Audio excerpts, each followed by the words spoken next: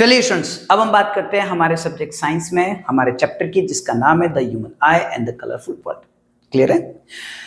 अब तक हमने इस चैप्टर में लाइट के कई सारे फिनोमिना पढ़े, हमने उसकी कई सारी प्रॉपर्टीज पढ़ी। अब हम एक और प्रॉपर्टी की बात करने वाले, एक और फेनोमेनन की बात करने वाले हैं। क्लियर है? जिसका नाम है scattering of light. Scattering of light में एंटर होने से पहले मैं एक और इंपॉर्टेंट चीज आपको कहना चाहूंगा कि मैं आपको साइंस के नोट्स भी प्रोवाइड करवाता हूं। पूरा का पूरा बुक तैयार कर रखा है मैंने। अगर आपको लगता है कि सर के नोट्स हमारे लिए हेल्पफुल रहेंगे, है ना, और मैं आपसे वादा करता हूं कि आपको बिल्कुल भी पछतावा नहीं होगा, है ना, इन नोट्स को पाकर। क्लियर है? काफी आसान है आपके लिए और काफी हेल्पफुल रहेंगे। तो अगर आपको इंटरेस्ट है मेरे नोट्स में तो आप मुझसे कांटेक्ट कर सकते हैं नीचे दिए हुए नंबर से। क्लियर है? मैं आपको नोट्स बाय पोस्ट और बाय कुरियर भिजवा सकता हूं। चलिए अब हम बात करते हैं हमारे इंपॉर्टेंट फिनोमेनन की, जिसका नाम है स्कैटरिंग ऑफ लाइट। जैसा कि ये एक इंग्लिश का टर्म है, सीधी सी बात है, एक इंग्लिश वर्ड है स्कैटर। स्कैटर का मतलब होता है बिखरना। तो सीधी बात है, लाइट के जो पार्टिकल्स है ना वे बिखर जाते हैं, है ना। अब उन्हें बिखेरता कौन है?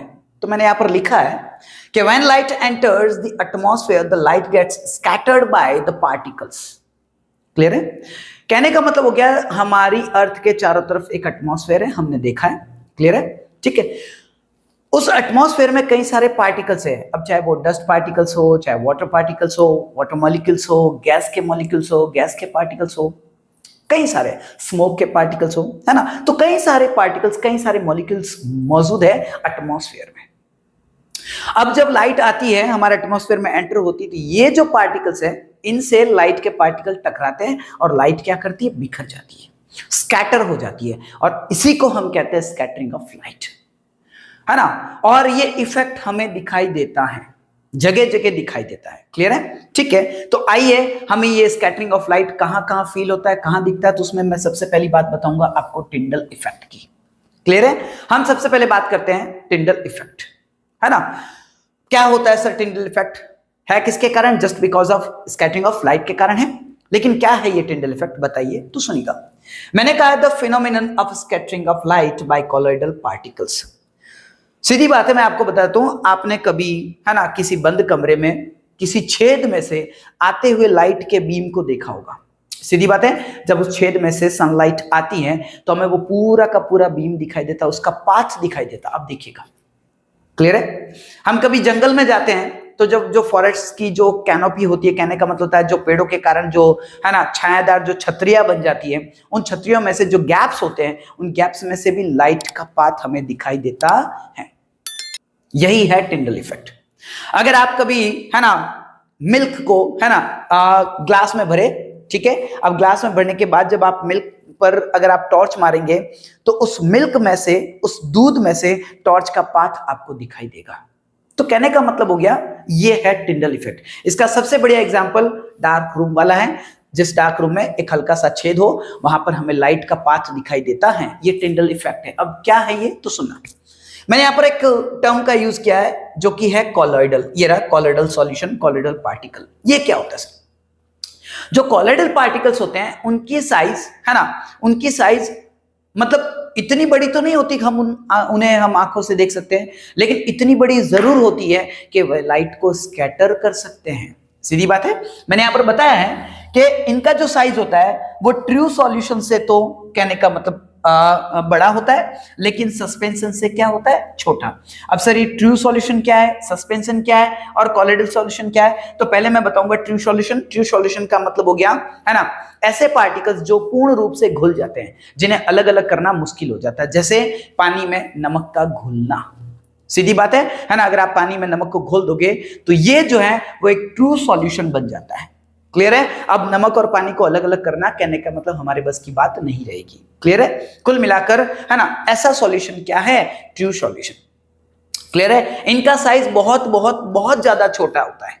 अब इनसे बड़े होते हैं कौन? Colloidal particles. कॉलॉइडल सॉल्यूशन जो होता है उसमें जो पार्टिकल्स होते हैं वो इससे बड़े होते हैं और सस्पेंशन से छोटे होते हैं। सस्पेंशन क्या होता है? सस्पेंशन का मतलब हो गया, कहने का मतलब जैसे आप मान लीजिए रेत में हमने क्या डाला है, सॉरी पानी में हमने क्या डाली? रेत डाली। क्लियर है? अब आपने रेत को उसमें मिलाने की कोशिश की, लेकिन नहीं, रेत उसमें मिलेगी नहीं, उल्टा वो नीचे जाकर क्या कर जाएगी? बैठ जाएगी। तो इस प्रकार का जो सॉल्यूशन होता है वो होता है आपके सस्पेंशन। तो कहने का मतलब हो गया, है ना, ये ऐसे पार्टिकल्स हैं जो सस्पेंशन तो छोटे हैं लेकिन ट्रू सॉल्यूशन के पार्टिकल से बड़े हैं। मेरा कहने का मतलब हो गया कि कोलॉइडल जो पार्टिकल्स होते हैं वो इतने बड़े होते हैं, है ना, कि वे लाइट को स्कैटर कर सकते हैं, लेकिन साथ ही इतने छोटे होते हैं कि हमें आंखों से दिखाई देते नहीं। क्लियर है? तो कहने का मतलब क्या, ये होते हैं कोलॉइडल पार्टिकल्स, और ये जो कोलॉइडल जो पार्टिकल्स होते हैं ये लाइट को बिखेरते हैं, और जब ये लाइट को स्कैटर करते हैं तो हमें उसका पाथ दिखाई देता है, और यही है टिंडल इफेक्ट। क्लियर है? तो जब बंद कमरे में जब आप किसी छेद में से किसी लाइट को गुजारते हो, जब कोई बीम आता है तो बंद कमरे में जो डस्ट के, जो स्मोक के जो पार्टिकल्स हैं, है ना, वे पार्टिकल्स एक प्रकार के कोलॉइडल पार्टिकल्स है ना, और उनसे जब वो लाइट आती है और लाइट के पार्टिकल्स जब उनसे टकराते हैं तो वो स्कैटर हो जाती है, और उनका स्कैटर होने का जो पाथ है वो हमें दिखाई देता है। क्लियर है? तो कहने का मतलब था, ये था हमारा टिंडल इफेक्ट। मेरे हिसाब से आपको समझ आ गया होगा। एग्जांपल्स मैंने आपको पहले ही बता दिए, जैसे मिल्क हो गया, कैनोपी ऑफ फॉरेस्ट हो गया, light enters a dark room through a small size hole. सही बात है? तो ये एग्जांपल्स हमने ले लिए कि आपको यहां टिंडल इफेक्ट दिखाई दे सकता है। ठीक है सर। नेक्स्ट हम बात करते हैं, कुछ इंपॉर्टेंट क्वेश्चन है ना, स्कैटरिंग ऑफ लाइट से। सबसे पहला है danger signs are in red colour and why. आपने देखा होगा कोई भी टावर है, समझ लीजिए उस टावर पर अगर कोई लाइट लगी तो वो रेड कलर की है। सीधी बात है? ट्रेन के जो सिग्नल्स है, ट्रेन को रोकने के लिए जो लाइट लगाते हैं वो रेड कलर की लगाते हैं। सीधी बात है? आप टावर से समझ गए होंगे, है ना, टावर पर जो लाइट्स होती है वो कैसी होती है? रेड कलर की होती है। क्यों होती है रेड कलर की? उसका कारण क्या है? तो मैं आपको बताता हूं, मैंने आपको बताया कि जो सनलाइट है उसमें 7 कलर्स हैं, हमने देखा है ना, तो उसमें 7 कलर्स हैं, और मैंने आपको बताया उनका जो सीक्वेंस होता है ना, वो एक एक्रोनिम से आप निकाल सकते हो, जो कि है विबग्योर। इसमें मैंने आपको बताया था कि जो रेड कलर होता है ना वो सबसे कम स्कैटर होता है, और जो ब्लू कलर होता है वो सबसे ज्यादा क्या होता है? स्कैटर, मतलब वायलेट कलर, है ना, मतलब ब्लूइश और रेडिश। सीधी बात है? तो जो रेड है सबसे ऊपर, जो रेड है वो सबसे कम स्कैटर होता है, जो सबसे नीचे है वायलेट वो सबसे ज्यादा स्कैटर होता है। रेड की जो वेवलेंथ है ना, वो बहुत ज्यादा होती है ना, तो उसको बिखेरने के लिए बहुत बड़े बड़े पार्टिकल्स चाहिए। सीधी बात है? जबकि आपका जो वायलेट है ना, उसकी जो वेवलेंथ होती है वो बहुत ही कम होती है, और उसको बिखेरने के लिए छोटे छोटे पार्टिकल्स भी चल जाते हैं। क्लियर है? तो मेरा कहने का मतलब यह है कुल मिलाकर कि रेड लाइट जो होती है वो बिल्कुल भी स्कैटर होती नहीं है, होती है तो बहुत ही कम होती है, और इसका कारण यह है कि उसकी वेवलेंथ बहुत ज्यादा होती है। तो जिसकी वेवलेंथ ज्यादा है वो स्कैटर कम होता है, जिसकी वेवलेंथ कम है वो स्कैटर ज्यादा होता है। रेड की वेवलेंथ ज्यादा है वो स्कैटर कम होता है, और वायलेट की जो आपकी वेवलेंथ है वो बहुत ही कम है ना, इसीलिए वो स्कैटर क्या होता है? ज्यादा। तो इसीलिए कहने का मतलब हो गया रेड कलर जो है वो काफी दूरी से भी आएगा तो वो स्कैटर नहीं होगा, बिखरेगा नहीं, और हमारी आंखों तक पहुंच जाएगा, भले ही वो कितना ही दूर हो। आप समझे कि नहीं समझे? तो कहने का मतलब हो गया काफी दूरी से हमें रेड कलर दिखाई दे जाएगा, है ना, और हमें पता पड़ जाएगा कि वहां पर कोई न कोई खतरा है। सीधी बात है? अगर रेड कलर की जगह अगर कोई दूसरा कलर होता तो पहले से ही फायर हो जाता, वो पहले से ही बिखर जाता, पहले से ही स्कैटर होता, है ना, हमारी आंखों तक पहुंच ही नहीं पाता। क्लियर है? तो दूर से लाइट को हमारी आंखों तक पहुंचाने के लिए वहां पर कौन सा कलर रखा गया है? रेड, है ना। रेड कलर इसीलिए रखा गया है क्योंकि वो स्कैटर नहीं होगा, वो फेड नहीं होगा, और काफी दूरी तक, है ना, कहने का मतलब हो गया ऑब्जर्वर उसको देख सकता है। क्लियर है? तो इसीलिए रेड साइंस जो होते हैं, सॉरी डेंजर जो साइंस होते हैं वो रेड कलर के होते हैं। नेक्स्ट हमारा क्वेश्चन है, the colour of sky is blue and why. हमारे जो आकाश का कलर है वो ब्लू क्यों है? स्काई का कलर ब्लू क्यों है ना? मैं आपको बता दूं, अगर हम चांद पर जाकर अगर स्पेस को देखेंगे तो ब्लैक कलर का दिखाई देगा। धरती पर अगर आप हो तो आपको जो, है ना, कहने का मतलब आकाश है, स्पेस है, तो सीधी बात है सामने की तरफ हमारे स्पेस ही है, तो अगर आप देखोगे तो हमें ब्लू कलर का दिखाई देता। क्यों? यही कारण है, स्कैटरिंग। क्या कारण है सर बताइए? तो सुनिएगा। सीधी बात है, सनलाइट आती है ना, तो जब सनलाइट हमारे एटमॉस्फेयर में आती है तो सनलाइट, है ना, एटमॉस्फेयर के पार्टिकल से, कहने का मतलब टकराती है, टकरा कर वो बिखर जाती है, स्कैटर हो जाती है। क्लियर है? और मैंने अभी आपको बताया कि जो रेडिश कलर है वो तो कम स्कैटर होता है। क्लियर है? और जो ब्लूइश कलर है वो ज्यादा स्कैटर हो जाता है। सीधी बात है, दो शैडो है। कितने शैडो? दो, एक है रेडिश, एक है ब्लूइश, है ना। ग्रीन के नीचे की तरफ देख लो आप, जैसे जैसे ब्लू होते जाओगे, है ना, विबग्योर में वायलेट, इंडिगो, ब्लू, ये ब्लूइश शैडो है। ग्रीन के ऊपर देख लो, है ना, तो VIBGYOR yellow, orange and red. तो कहने का मतलब हो गया एक तरफ है रेडिश शैडो और एक तरफ है ब्लूइश शैडो। तो जो रेडिश शैडो है वो कहने का मतलब क्या है, स्कैटर कम होता है, जबकि ब्लूइश जो शैडो है वो बहुत ज्यादा स्कैटर हो जाता है। क्लियर है? तो जब ब्लू कलर इतना ज्यादा स्कैटर हो जाता है वो जगह जगह बिखर जाता है सब, है ना। हमारे अर्थ में, हमारे एटमॉस्फेयर में जगह जगह क्या कर गया, बिखर गया है ना। तो वो जब इतना सब जगह बिखर गया, फैल चुका है सब जगह, मतलब उसी का असर है, इसीलिए हमें वो ब्लू कलर में दिखाई देता है। कहने का मतलब स्काई किस कलर में दिखाई देता है, ब्लू, क्योंकि सब जगह ब्लू कलर के पार्टिकल्स जो हैं वो छा गए हैं, फैल गए हैं, स्कैटर हो गए। क्लियर है? तो मैंने आपको क्या कहा, कुल मिलाकर जब सनरेज हमारे एटमॉस्फेयर में आती है तो यहां आकर, है ना, ब्लू कलर जो है वो फैल जाता है और पूरे एटमॉस्फेयर में फैल जाता है, ठीक है, स्कैटर हो जाता है, और इसीलिए हमें हमारा जो स्काई है वो ब्लू दिखता है। इसके बाद एक और नेक्स्ट क्वेश्चन है, the sun appears red at sunrise and sunset but white at noon. कहने का मतलब हो गया, सूर्य का कलर अगर आप नून में देखोगे, दोपहर में देखोगे तो आपको व्हाइट कलर का दिखेगा, जबकि सनराइज और सनसेट में देखोगे तो आपको रेड कलर में दिखाई देगा। ऐसा क्यों? क्लियर है? तो ये भी किसके कारण है, स्कैटरिंग ऑफ लाइट के कारण। अब देखिएगा, बात करते हैं, सुनिएगा क्या होता है। जैसे कि मैंने यहां पर डायग्राम बनाया है, सीधी बात है।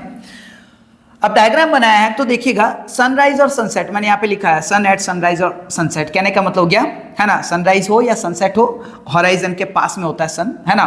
तो मैंने दोनों तरफ नहीं बनाया, आप ये मत कह देना सर सनराइज भी इधर हो रहा है सनसेट भी इधर हो रहा है, नहीं, आप समझिए, मैं जस्ट पोजीशन की बात कर रहा हूँ कि सनराइज और सनसेट में सन ऐसे ही हॉराइजन के पास होता है। क्लियर है? तो जब हॉराइजन के पास होता है तो वो रेड कलर का दिखाई देता है। ठीक है सर, अब ये रेड कलर का क्यों दिख रहा है जबकि सन एट नून हमें व्हाइट कलर का दिखाई देता है, ऐसा क्यों है? तो सुनिएगा, जब हॉराइजन के पास में सन होता है, मतलब सनराइज और सनसेट के टाइम में जब हॉराइजन के पास सन होता है तो वहां से आने वाली जो लाइट है वो लंबा डिस्टेंस देखिए पार करती है। आप देखिएगा, आपको खुद को दिख रहा होगा, जब सन यहां पर है तो इतना सा डिस्टेंस पार करना पड़ा, देखिए आप, सीधी बात है, और ऑब्जर्व की आंख में पहुंच गई लाइट। जबकि जब वो हॉराइजन पर है, कहने मतलब सनराइज और सनसेट के टाइम में जो है वो सन बहुत ज्यादा दूर होता है। सीधी बात है, जब हॉराइजन के पास में सन है तो उसकी डिस्टेंस क्या होती है, बहुत ही ज्यादा दूरी पे होती है। यहाँ सन हमारे पास में है, आप देख लीजिए, सुबह और शाम को हमें गर्मी नहीं लगती है। जब सनराइज और सनसेट होता है तो काफी ठंडा वातावरण होता है। क्यों? क्योंकि सन जो है वो काफी दूर चला गया है, दूर चला गया तो उसकी गर्मी हमें महसूस नहीं हो रही है। आप समझे कि नहीं समझे? इसीलिए तो सुबह और शाम को वातावरण ठंडा हो जाता है, जबकि दोपहर में सन जो है वो काफी नजदीक आ जाता है, इसीलिए तो इतनी ज्यादा रोशनी हो जाती है कि हमारी आंखें बराबर खुल भी नहीं पाती है। सीधी बात है ना, और बहुत ज्यादा गर्मी लगती है क्योंकि वो अभी हमारे बहुत करीब है। तो सीधी बात है, जब वो हमारे स्ट्रेट ऊपर होता है तब वो काफी नजदीक होता है, और जब हॉराइजन के पास में होता है तो वो काफी दूर होता है। तो जब वो दूर है तो दूर से लाइट आ रही है, सीधी बात है, उस लाइट को काफी लंबा रास्ता तय करना पड़ रहा है। ऐसे में क्या होता है, इस लंबे रास्ते में ब्लू कलर जो है वो तो पूरा का पूरा क्या हो जाता है, स्कैटर, मतलब खत्म हो जाता है, फैड हो जाता है पूरा का पूरा, है ना, उसका असर ही खत्म हो जाता है। अब बचा कौन, रेड, है ना।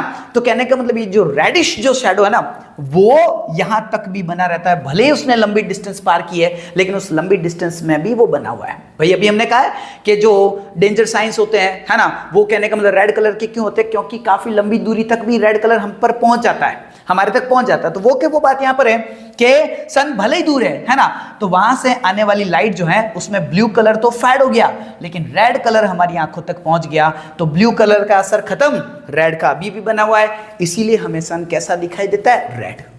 क्लियर?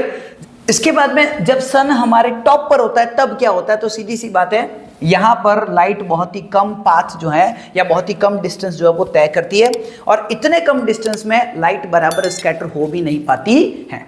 सीधी बात है। तो मैंने आपको बताया कि सन की लाइट का कलर कैसा है, व्हाइट है। तो वो जो व्हाइट कलर है उसमें किसी प्रकार का स्कैटर हुआ ही नहीं। जब स्कैटर हुआ ही नहीं तो वो व्हाइट की व्हाइट लाइट जो है हमारी आंखों तक पहुंच जाती है, और इसीलिए दोपहर में सन हमें कैसा दिखाई देता है, व्हाइट कलर का। तो सीधी बात है, जब हॉराइजन पे था तो उसमें कलर जो है, ब्लूइश जो शैडो है वो क्या हो गया, वो स्कैटर हो गया, और रेडिश शैडो जो है वो हम तक पहुंच गया, इसीलिए रेड कलर का, या हम ये कह दें ऑरेंज कलर का, सिंदूरी कलर का, सीधी बात है ना, वैसा हमें कलर दिखाई देता है सन का। ओके, और उसके बाद में जब दोपहर का टाइम होता है तो कहने का मतलब हो गया सन बहुत नजदीक होता है, वहां पर लाइट का किसी प्रकार का स्कैटर हुआ ही नहीं, तो वो पूरी की पूरी व्हाइट लाइट जो है ना वो की वो हमारी आंखों तक पहुंच गई, और इसीलिए सन का कलर हमें कैसा दिखाई दिया, व्हाइट कलर। ठीक है, तो ये था हमारा स्कैटरिंग ऑफ लाइट। तो अब मुझे लगता है कि मैंने आपको बहुत अच्छे से ये सारी चीजें क्लियर कर दी हैं। ठीक है ना, ये डायग्राम भी आपको अच्छे से क्लियर हो गया होगा, सारी चीज आपको क्लियर हो गई होगी। चलिए अब हम बात करते हैं लाइक, शेयर और सब्सक्राइब की। अगर आपको मेरा वीडियो पसंद आया तो प्लीज इसे लाइक करें। अगर आपको लगता है कि किसी और के काम आ सकता है तो उन्हें शेयर करें, उन्हें मेरे यूट्यूब चैनल को रेकमेंड करें। अंत में आप मेरे चैनल को सब्सक्राइब करें, दूसरों से भी कहें कि वे भी मेरे चैनल को सब्सक्राइब करें। चलिए मिलते हैं इसके बाद में नेक्स्ट वीडियो में, तब तक के लिए आप सभी को धन्यवाद। Thank you very much.